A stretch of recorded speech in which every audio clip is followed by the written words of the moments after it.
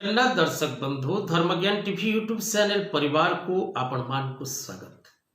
जो मित्र माने हमारे चैनल को लाइक शेयर और सब्सक्राइब करि नाहंती से माने लाइक शेयर और सब्सक्राइब करबा को कदापि भूलंतु नहीं। दर्शक बंधु आज आपण मान को पई गुटी भलो विषय वस्तु रहिछि जहा वास्तुभित्तिक एवं अनेक व्यक्ति विशेष अनुरोध क्रमे ए कार्यक्रम टी प्रस्तुत मन दे देखंतु एवं कार्य व्यवहार करने को चेष्टा करंतु।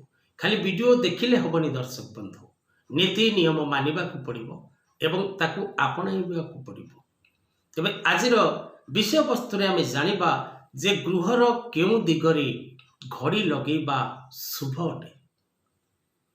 कारण आमे जो घड़ीटी को व्यवहार करूचे ताहा काल सहित संपर्क समयर अन्य नाम होउची काल। तेणु आमे समय को गृहर केउ स्थान रे स्थान दबार आवश्यकता रही। जो स्थान रे ताकू स्थान दबा द्वारा आम पाई समय शुभंकर हम। अनेक विषय रही। तेणु आज जो विषय वास्तुशास्त्र रे घड़ी एवं आपण केउ प्रकार घड़ी मध्य गृह रे व्यवहार करिवे। कारण आजिकाली मार्केट रे विभिन्न प्रकार घड़ी बाहरलानी।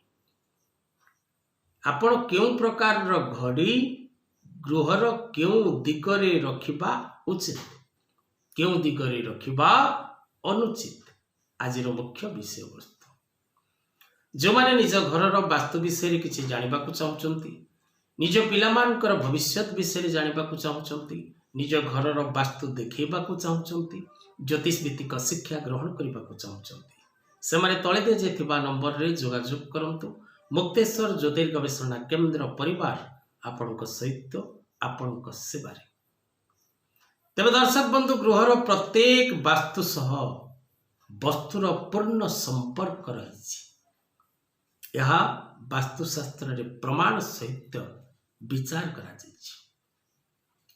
कारण पंचभूत रे प्रस्तुत वास्तु एवं पंचभूत रे प्रस्तुत प्रत्येक वस्तु। तेणु वास्तु सह वस्तुर संपर्क रही। तेणु आपण जेतबेले निज घरर कौनसी प्रकार साजसजा प्रस्तुत करिवे तेबे वास्तु अनुसार प्रत्येक साजसजा प्रस्तुत करिवार आवश्यकता रही। तेबे आसंतु जानिबा दर्शक बंधु गृहर केउ दिगरे घड़ी लगेबा उचित नुहे। प्रथमतः दर्शक बंधु घरे कौनसी भंगा तुटा बा बंद हो जाइछि जो घड़ी से घड़ी कदापि रखंतु नहीं। भांगी जाइथिबा घड़ी खराब हो जाइथिबा घड़ी एवं नष्ट हो जाइथिबा घड़ी कदापि आपण निज गृह रे ताकू स्थान दियंतु नहीं। एवं विशेष करी आपण चारिकणिया घड़ी व्यवहार करंतु नहीं घर पाई बा ऑफिस पाई एवं गोलाकार घड़ी व्यवहार करने को चेष्टा करंतु। विशेष करी दर्शक बंधु गृहर जदि आपण दक्षिण दिगरे घड़ी लगौचंती तेबे यह आपणकर प्रगति रे बाधा आनिबो। आपणको परिवार व्यक्ति विशेष मानकर शारीरिक असुस्थतार मुख्य कारण हबो। गृह मध्य नानादि प्रकार उत्पात सृष्टि हबो। गृह रे नानादि प्रकार विवाद देखा देबो।